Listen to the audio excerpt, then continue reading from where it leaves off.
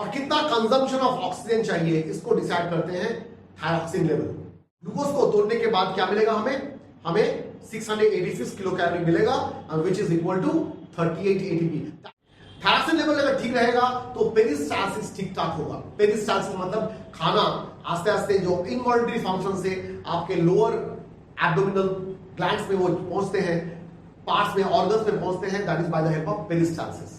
Protruding out, आंख निकल आ रहा है ऑर्बिट से, क्योंकि टोटल यहां पे फेशियल स्किन, यहां पे कोई फैट नहीं रहेगा, पूरा चिपक के रहेगा बोन के साथ। हेलो फिजियो डॉक्टर्स, मैं आपका उज्जवल सर आज एक ऐसा टॉपिक आपके सामने लेके आया हूं जो टॉपिक आपके घर से स्टार्ट होता है।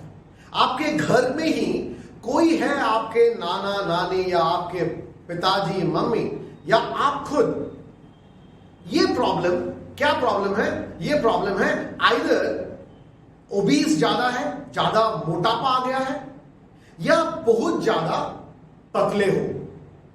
ये आप मुझ में ही देखो, हाँ क्या लग रहा है? मेरा ये प्रॉब्लम है? नहीं, मेरा वो प्रॉब्लम नहीं है।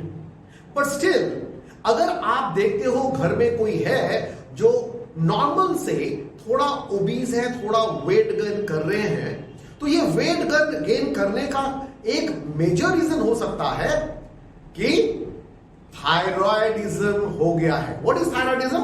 अगर थायराइड का बढ़ना या घटना, तो अगर कोई मोटा होता है मतलब हाइपोथायराइडिज्म हुआ है, मतलब थायरॉक्सिन हार्मोन कम रिलीज हो रहे हैं। अगर थायरॉक्सिन हार्मोन कम रिलीज होंगे तो fat metabolism, protein metabolism, carbohydrate metabolism ये घट जाएगा, टूटेगा नहीं, डिपोजिशन हो जाएगा। What is the rate? इस ओबेसिटी का रेट इंडिया में क्या है? इंडिया में ओबेसिटी रेट 1990 के बाद ये डबल हो गया है। ओबीज पीपल बढ़ गए हैं।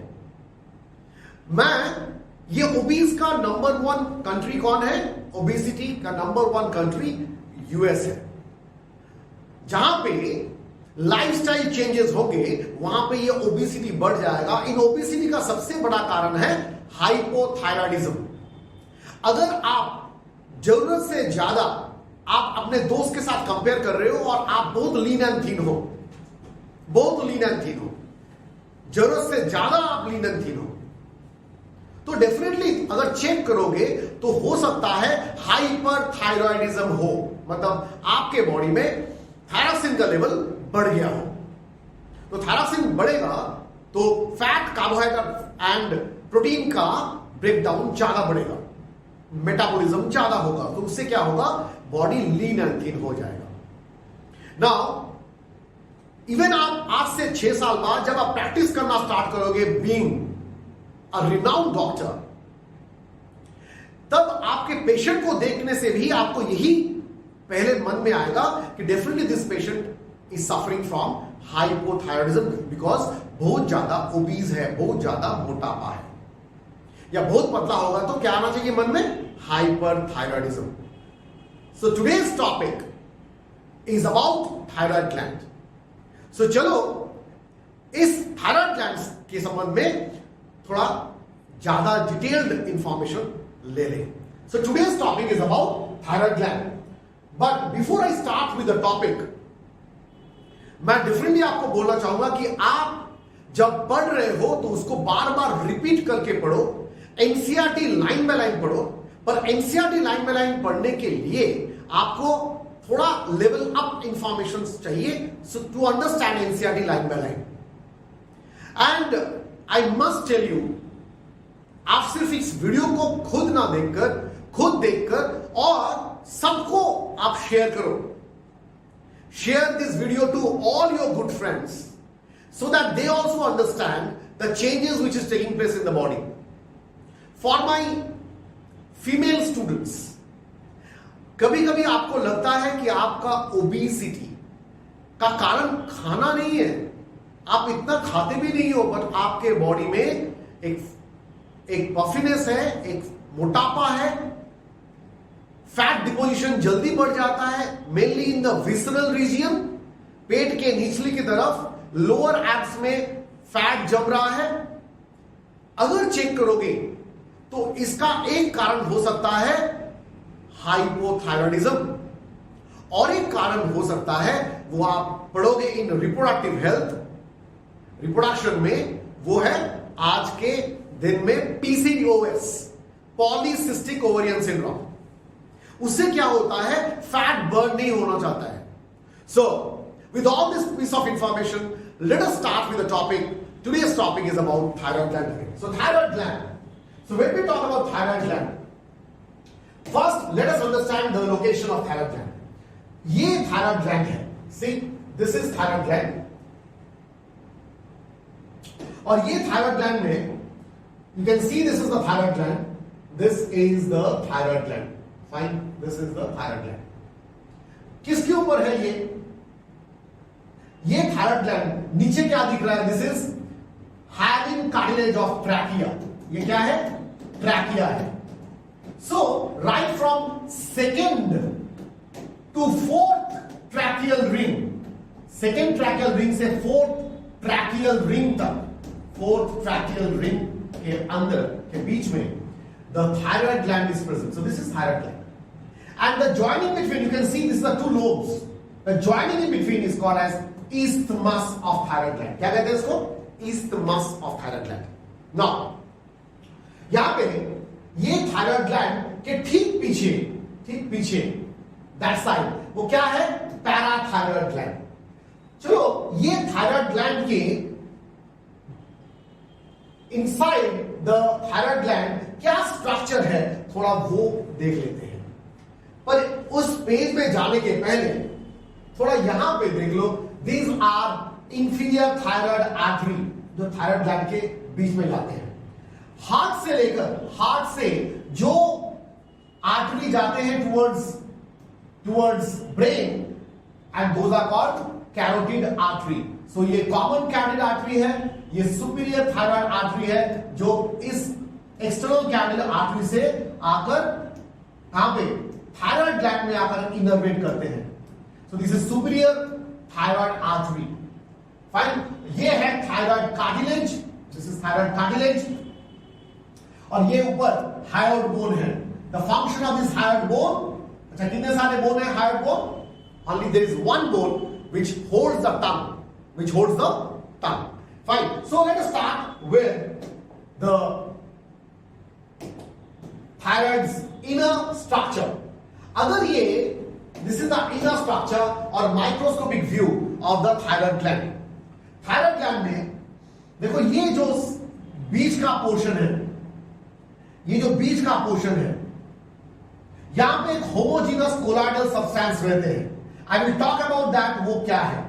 पर इसके बाहर you can see there are cells, and these cells are called parafollicular cells. क्या नाम है इसका? Parafollicular cells. So these cells are called parafollicular cells. ये देखो पैराफॉलिकुलर सेल्स. अब ये पैराफॉलिकुलर सेल्स का फंक्शन क्या है? The function of parafollicular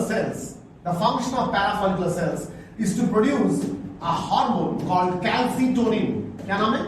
calcitonin.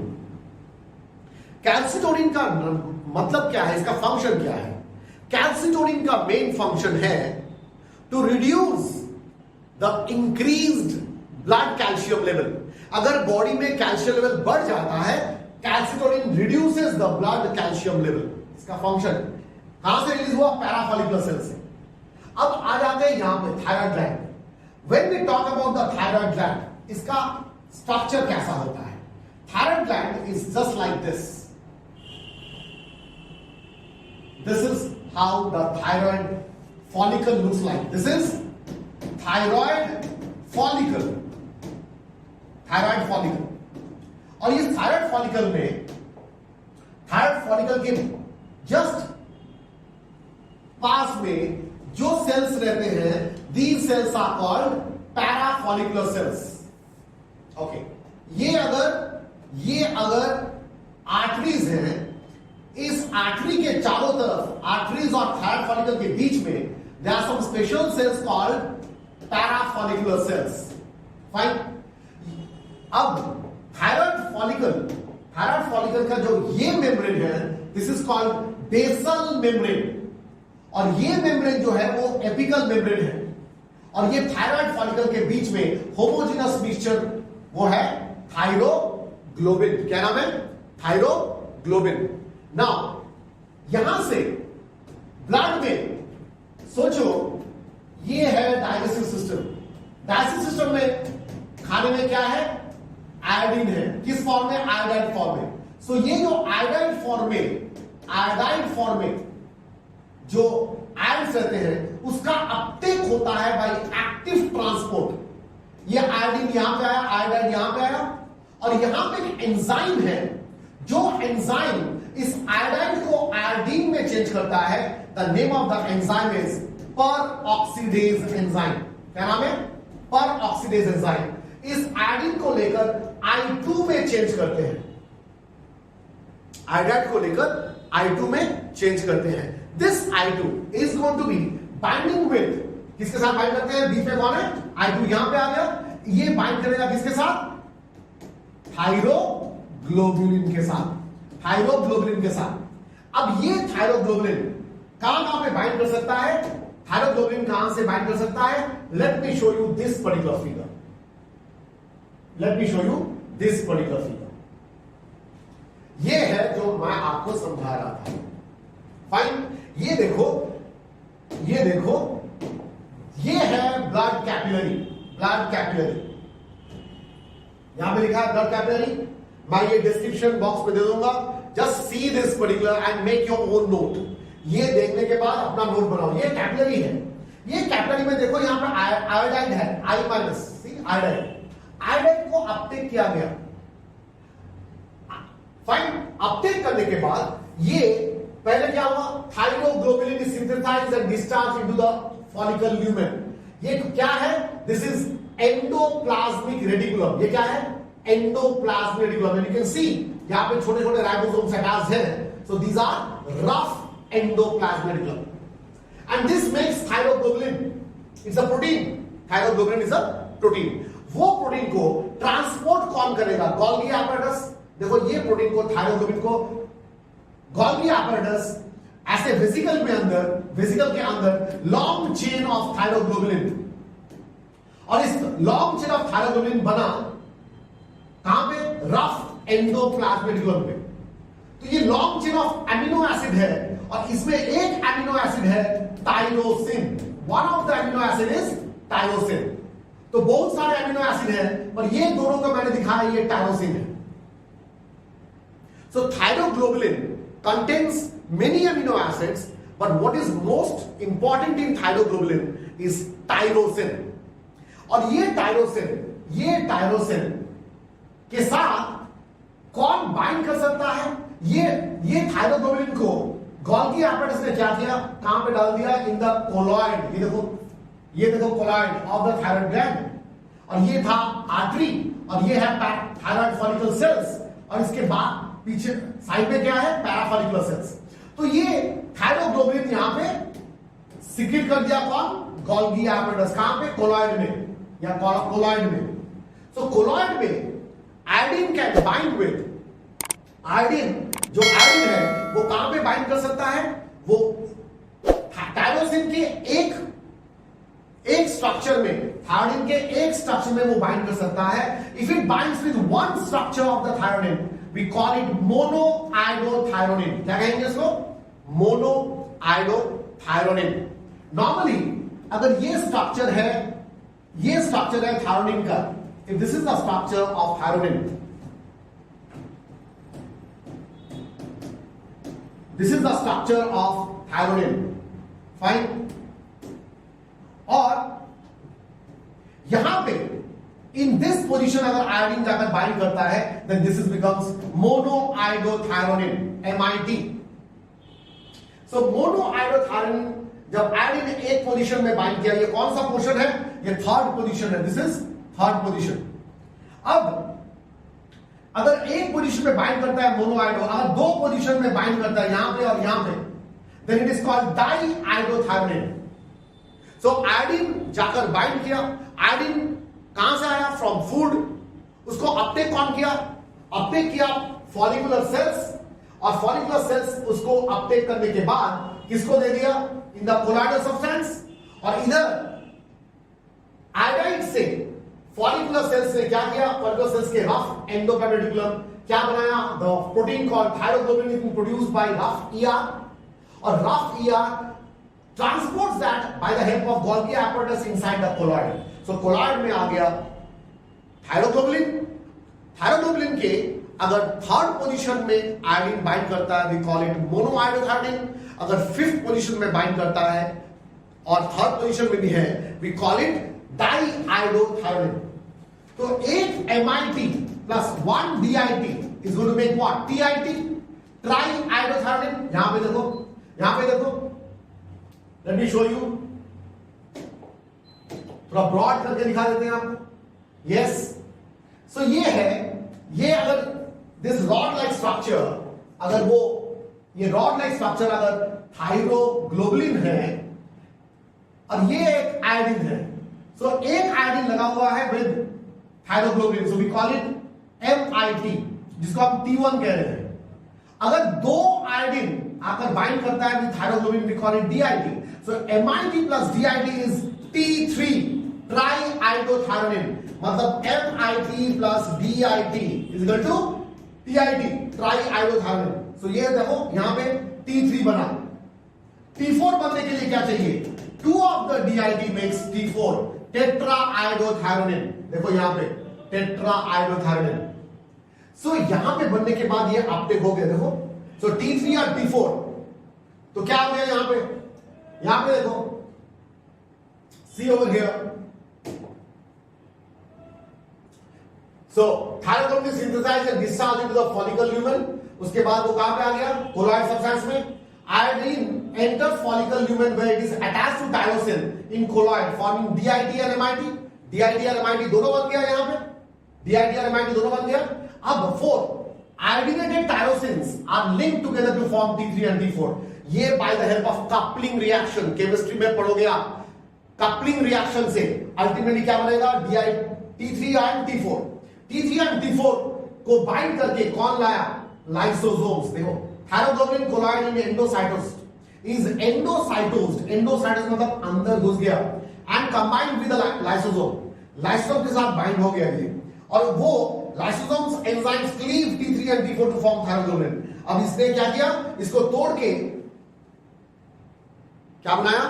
T3 and T4, that is thyroxine and what is thyroxine? What is thyroxine? T4, tetraiodothyronine is thyroxine and T3। तो हम जानते हैं जब भी हम टेस्ट करते हैं, कोई टेस्ट करते हैं, थायराइड का टेस्ट, सो 3 टेस्ट करते हैं। क्या क्या? One is T3, T4 and TSH। T3, T4 and TSH।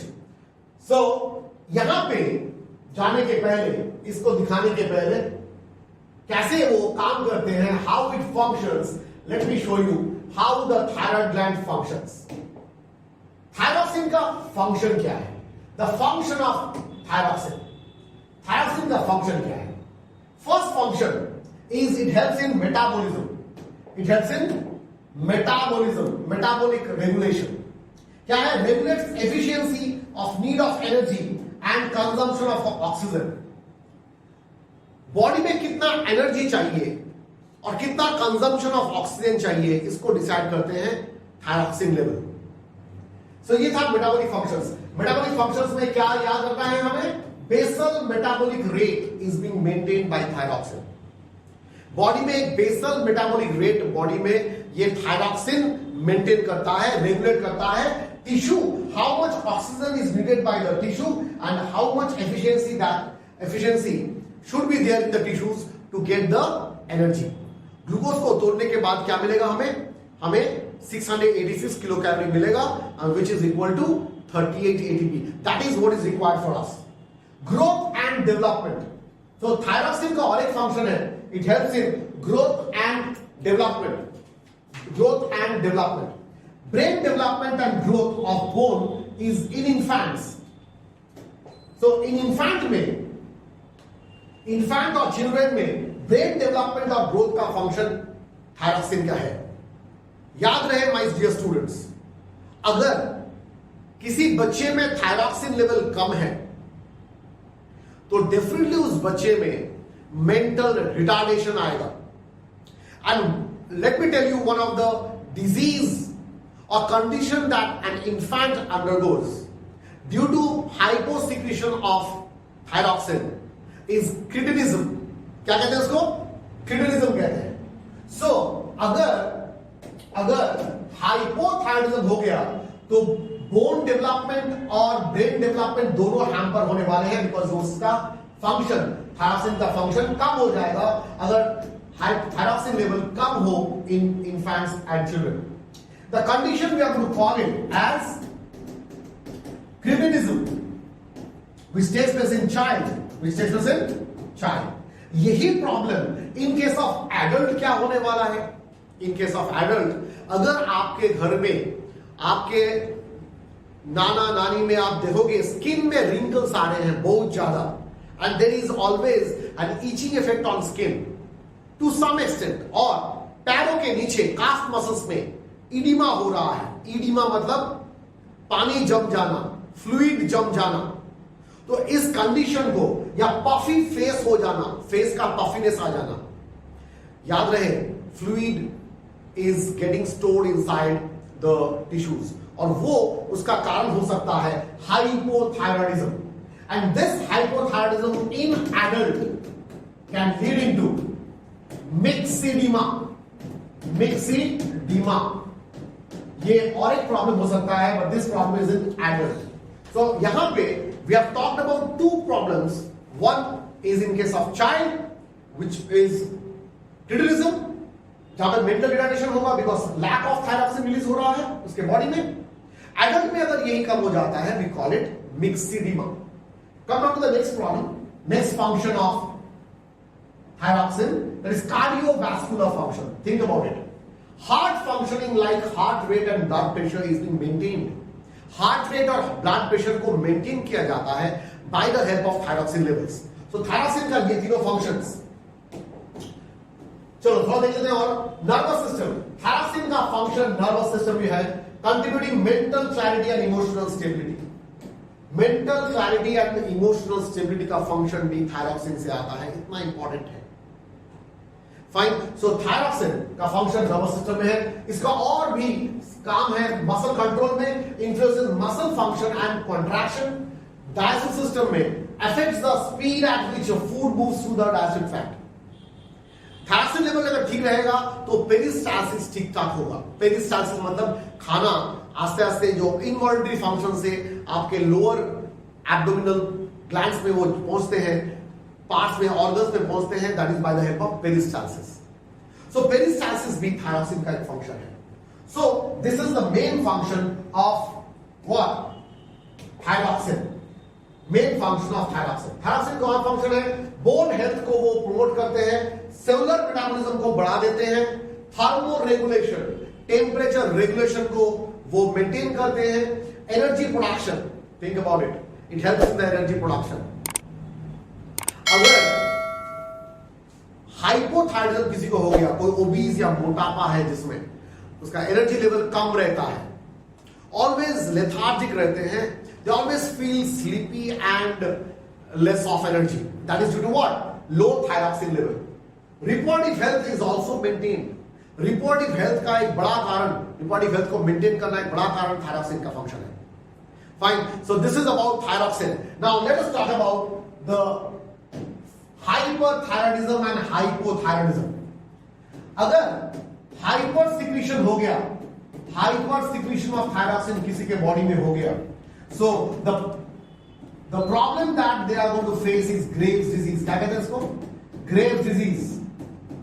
इसका और एक नाम क्या है? Exophthalmic goitre. Exophthalmic goitre. What kind of goitre? Exophthalmic. ऐसा लगेगा, एक्स मतलब निकल आना, जैसे आंख. ऑप्थैल्मिक मतलब क्या है? Ophthalmic means what? Eyes. It is going to seem to be that the eyes are protruding out. आंख निकल आ रहा है ऑर्बिट से, क्योंकि टोटल यहां पे फेशियल स्किन, यहां पे कोई फैट नहीं रहेगा, पूरा चिपक के रहेगा बोन के साथ. क्योंकि हाइपोथायरॉइडिज्म में सिर्फ फैट नहीं टूटेगा, कार्बोहाइड्रेट टूटेगा, प्रोटीन टूटेगा, बॉडी का नॉर्मल लीन एंड थिन होगा. So what is going to happen, the person is going to be seen to be having protruded eyes and that is called exophthalmic goitre कहते हैं उसको, which is also called as Graves disease. Hypothyroidism, hyposecretion of thyroid gland leads into number 1 endemic goiter, endemic goiter, और इसको कहते हैं simple goiter. अच्छा, thyroxine के functioning के लिए क्या चाहिए? आयोडीन चाहिए डाइट में, खाने में आयोडीन चाहिए. नॉर्मली ये सिंपल goiter आपने कभी कभी देखा है, गला फूल जाते हैं यहां पे, वो है सबसे ज्यादा वल्नरेबल या ससेप्टिबल कौन है इस प्रॉब्लम से? हिल एरिया में. हिल एरिया में जितना सी लेवल से ऊपर हम जाएंगे, सी लेवल में जो प्लांट है, नेचुरली उनके बॉडी में, उनके प्लांट बॉडी में आयोडीन रहता है. But in case of hill area people, वो सी लेवल से बहुत ऊपर है, तो वहां पे आयोडीन कम रहता है खाने में. So they have to depend upon salt having iodine. So अगर आयोडीन कम है फूड में, तो सिंपल गॉइटर होने का चांसेस उनमें ज्यादा है due to hypothyroidism. The second problem just now I have talked about, वो क्या है? Cretinism in child, cretinism in child. Third है मिक्सिडीमा, मिक्सिडीमा. इडीमा मतलब क्या है? फूल जाना, edema. Myxedema in adult, myxedema in adult. And fourth है Hashimoto disease, Hashimoto's disease. What is the meaning of that? Hashimoto, जापानी एक लेडी में, जापान में एक लेडी, उनका नाम था हकारू हाशिमोटो. क्या नाम था? हकारू Hashimoto. For the first time, this woman was found to be affected by hypothyroidism. और इसमें क्या होता है? इसमें थायराइड ग्लैंड के पास वाले सेल्स, थायराइड फॉलिकल के पास वाले सेल्स सोचना स्टार्ट करते हैं कि ये सेल एलियन है, बाहर से आया है, और एंटीजन सोच के उसको मारना स्टार्ट कर देते हैं. सोचो आप दोनों दोस्त पास हो और बहुत अच्छे दोस्त हो, एंड सडनली आपका दोस्त आपको मारना स्टार्ट कर दिया और मारते मारते मार दिया. तो ये क्या हो गया उसमें? उसको समझ में नहीं आ रहा है, वो पहचान नहीं पा रहा है कि ये सेल बाहर का है, मतलब एंटीजन है, कोई फॉरेन बॉडी है या अपना खुद का है. तो ये problem is called as suicide of the thyroid gland, which is also called as Hashimoto disease, which is also an example of autoimmune disease. Class 12 में इन द चैप्टर डिजीज हम पढ़ेंगे ऑटो इम्यूनिटी. उसमें एक example दिया गया है rheumatoid arthritis, और एक एग्जांपल है ये Hashimoto disease, which is also due to what? Hypothyroidism. तो in total we have talked about 5 problems. एक है थायरॉक्सिन के लिए, हाइपोथायरॉयडिज्म के लिए, एक्सॉप्थाल्मिक गॉइटर और Graves disease. The second one is endemic goitre, hypothyroidism के लिए simple goitre, cretinism, myxedema and Hashimoto disease. That was all about thyroid gland. And again to repeat my dear students, video, हर एक video, जितने सारे video आपके लिए किया जा रहा है, I want your comment, what kind of video you want, कहां पे आपका प्रॉब्लम है, कौन कौन सा सेक्टर है जहां पे आपको प्रॉब्लम होता है. You can comment me in the comment section. I am waiting to see that and just wait for the next video.